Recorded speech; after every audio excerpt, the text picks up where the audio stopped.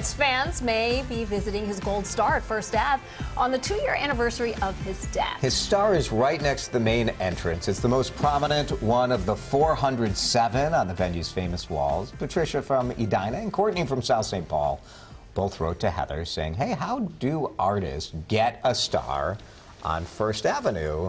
And you found some fascinating stuff about it because obviously not every famous, some are famous, some are not, some are local, some are not. So how did they do it? So there's only one hard and fast rule. You have to have had performed. It's a good rule. It's a great rule, You have to right? play there, right?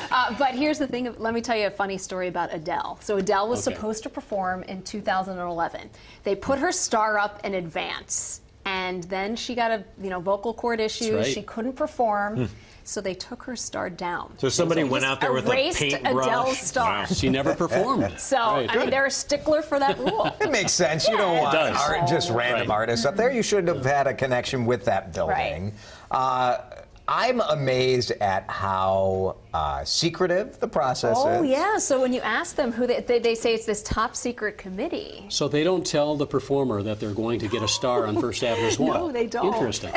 Okay, I just assumed it was kind of like the Hollywood Walk of Fame thing where people lobby for it or pay for it. Or then you have a big ceremony. Right. No, family. So you interviewed Mark Mallman, who, full disclosure, we know fairly well because Mark used to be a videotape editor. Overnight. Back when we were using videotape and when before his music that career dates it a little bit, fully took off. But now he's a very well-established local musician here. He has a star at First Ave. What's cool about First Ave is they really celebrate their local musicians. And so about 10% of the stars are local that are on First Ave. But his went up on the wall and no one told him. No, he just showed up one day to First Ave and said, oh my gosh, look, there's a star. This is so cool. Let's talk about that Prince star because it's gold and it's the only one that's gold. It's the largest.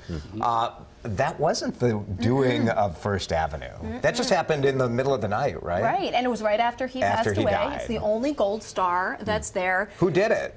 Well, I don't know. It was not my investigative tools were not able. But it was a fan, or we're not really sure who did it. Graffiti artist. Yeah, somebody did, and they let it stay. Yeah.